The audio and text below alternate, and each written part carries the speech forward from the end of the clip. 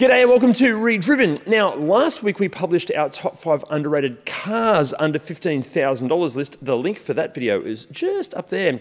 But this week it's time to give the SUVs some love. But before we get into this, there are a couple of rules and guidelines. Firstly, we've tried to make sure that the SUVs on this list are relatively capable off-road. They're not hardcore off-roaders by any means, but they can look after themselves when the terrain gets tough. Secondly, we figure that if your budget is 15,000 Aussie dollars, then reliability and low maintenance costs are priorities. And look, yes, there are other SUVs out there on the market that will be nicer to drive and live with, but all of the SUVs on this list have proven reliability records.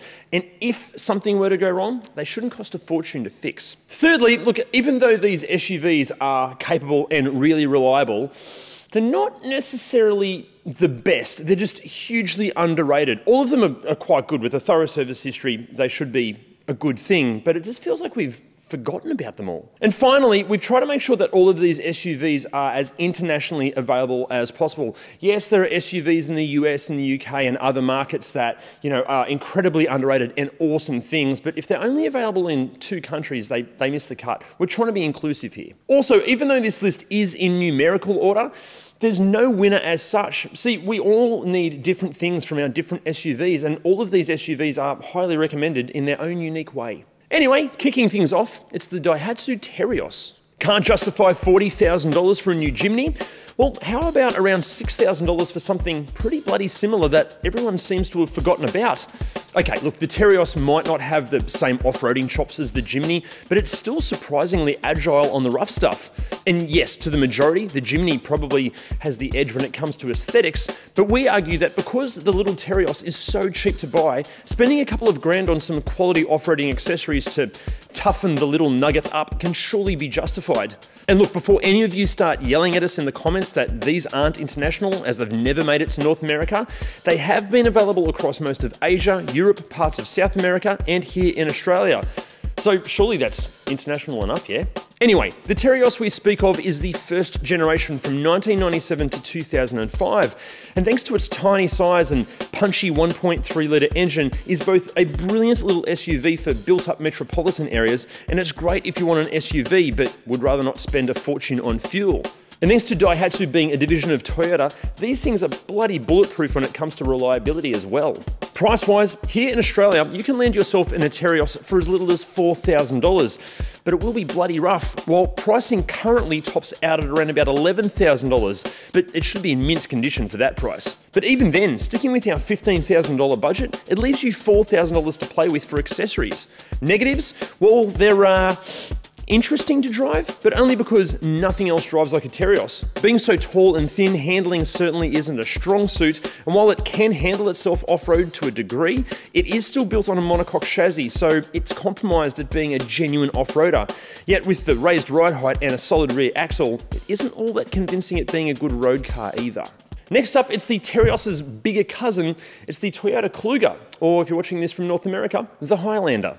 The Kluger/Highlander that we're talking about, actually look, we're here in Australia, so here it's a Kluger. We know it's a Highlander elsewhere, but I'm just going to say Kluger from now on. The Kluger we're talking about here is the first generation from 2001 to 2007, and to keep it capable on the rough stuff, specifically with all-wheel drive and the V6 power plant. This thing was a sales success when it was first released, but these days it seems to be almost forgotten amongst the sea of other SUVs fighting for your attention.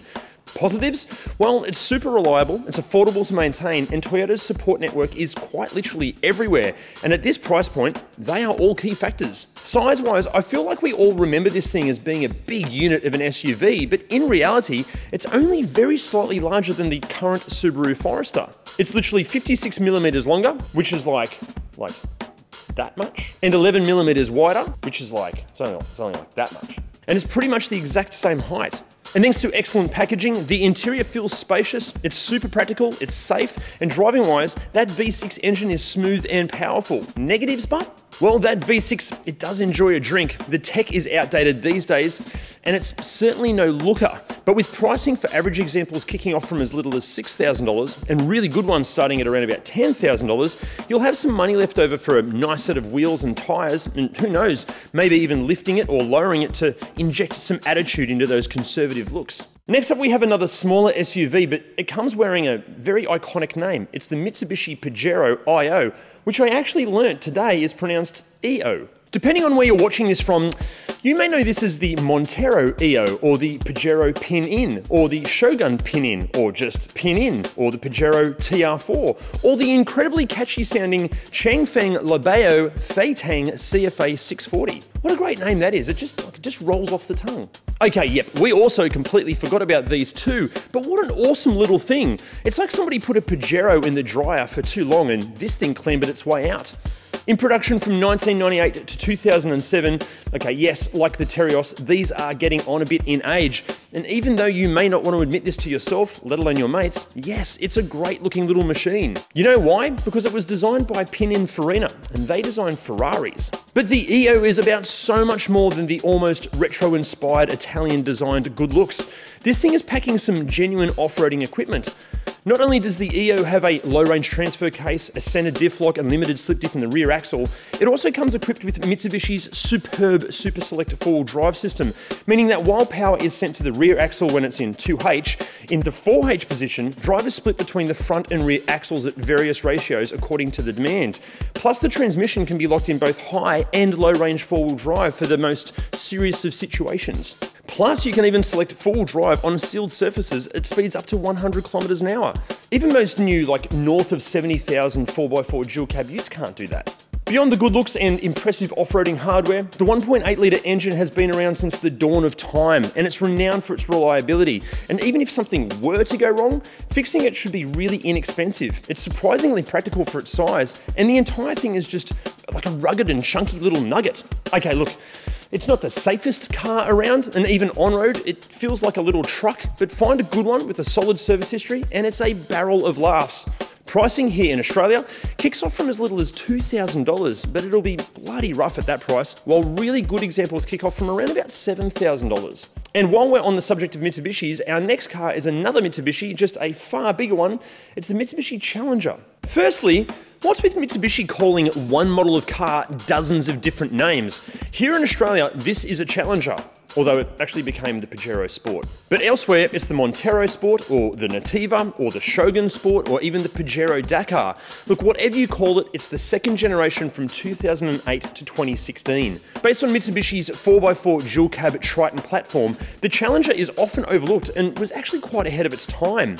It was arguably one of the first to take a pickup truck platform and apply a four-door wagon body to create an off-road capable SUV, doing this many years before the concept became as popular as it is now in the likes of the Toyota Fortuner or the Ford Everest and the Isuzu MU-X. Even when new, the Challenger offered great value, and now used, pricing will vary heavily depending on condition, aftermarket accessories fitted, and the vehicle's history. Pricing here in Australia kicks off from around about $10,000, but generally speaking, the closer you can get to this list's $15,000 price cap, the better.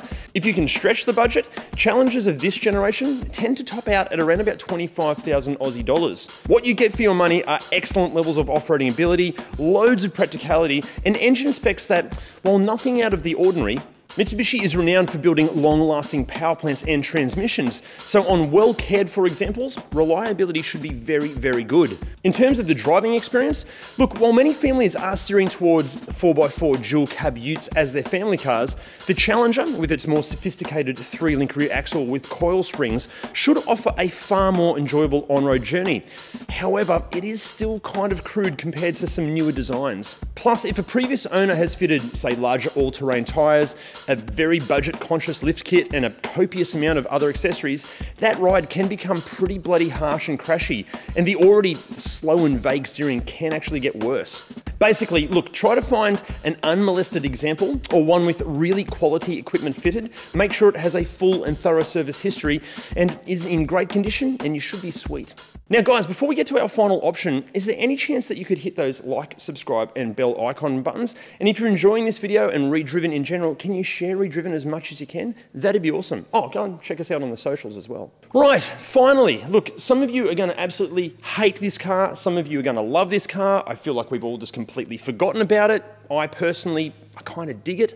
It's the original Honda HR-V. To many, Honda design was at its peak in the late 1990s, but the HR-V maybe took the slightly futuristic aesthetic approach a step too far for the masses. Remember, small crossover SUVs weren't anywhere near as prevalent on the roads as they are today, and when this thing rocked up, it was quite a shock to the senses, especially when painted in the almost Mountain Dew coloured paint and in the 3-door variant. Now look, I generally love Hondas, and I'm old enough to remember when these things first came out, and I'm going to be honest, I hated them when they were new.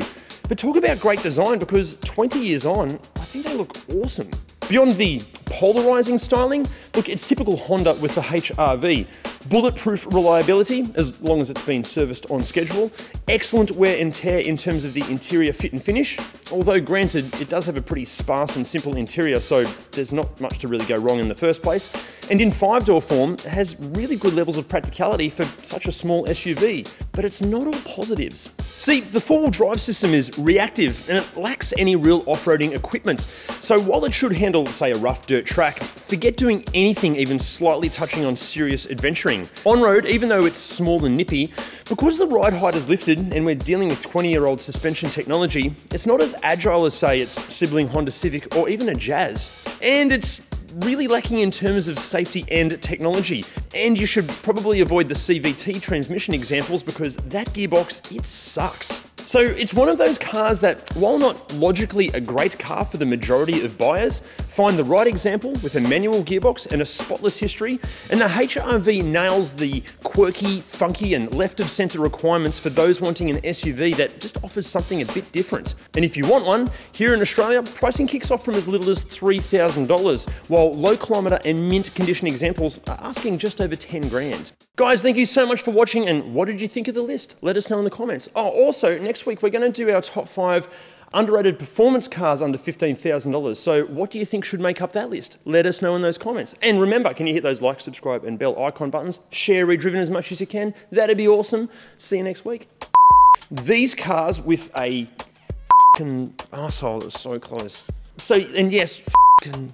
It's the Mitsubishi, and now guys, before we get to our final option, what am I trying to say? Right, finally, some of you are going to hate this car, some of you are going to love this car. I've gone blank on what the rest of it is. Changfeng Libeo Feiteng